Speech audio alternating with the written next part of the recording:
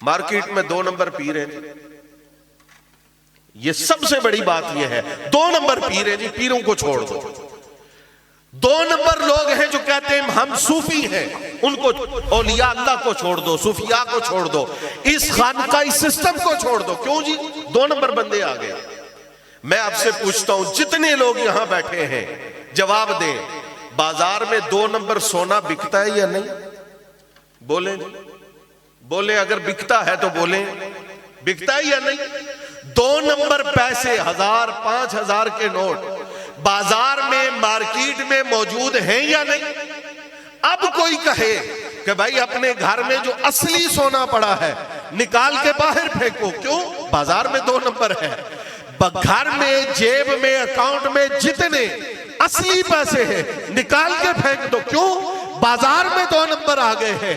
بھائی بازار والا 2 نمبر ہے، جو میری جیب میں ہے وہ 1 نمبر ہے، میں نے اس کو ضائع نہیں کرنا، میں نے اس کو باہر نہیں پھینکنا، میں نے اس کی پوری حفاظت کرنی ہے۔ اگر اللہ نے اتنی سینس دی ہے، اتنی عقل دی ہے کہ 2 نمبر چیز مارکیٹ میں آنے کی وجہ سے ہم 1 نمبر چیز کو گھر سے اٹھا کے باہر نہیں پھینکتے، تو مجھے کہنے دیجئے اگر صوفیاء کے نام کے اوپر کوئی غلط لوگ مارکیٹ میں موجود ہیں تو اس کا مطلب یہ نہیں ہے کہ آپ داتا علی حجویری سے دور ہو جائیں۔ آپ داتا علی حجویری کے نام پہ محبت سے کہیے سبحان اللہ، خواجہ غریب نواز کے نام پہ کہیے سبحان اللہ، حضرت نظام الدین محبوب الہی کے نام پہ کہیے سبحان اللہ۔ یہ مطلب نہیں کہ وہ 2 نمبر لوگ، وہ جال سازی کرنے والے لوگ مارکیٹ میں آئے۔ اس لارائب کتاب کے اندر اتنے واقعات چھڑے، اب کوئی کہے کہ پہلی سورت، دوسری سورت البقرہ ہے، بقرہ کا معنی گائے ہے، وہ ایک گائے تھی، آئی چلی گئی، اب ہمیں اس دور میں اس گائے کے ذکر سے کیا فائدہ ملے گا؟ تو اللہ کا قرآن تمہیں دعوت دے رہا ہے کہ اس قرآن کو پڑھتے جاؤ، ماضی کی جتنی باتیں قرآن کا حصہ ہیں، ہر بات آج کے دور میں بھی تمہیں ہدایت عطا فرما رہی ہے۔ حضرت مریم سلام اللہ تعالیٰ علیہا کی کرامت بیان کی ہے قرآن میں۔ اللہ نے حضرت سلیمان علیہ السلام کے ایک امتی کی کرامت بیان کی ہے، اور حضرت موسیٰ اور خضر علیہ السلام کے سفر کے اندر اللہ کے ایک ولی کی کرامت کو بیان کیا گیا ہے۔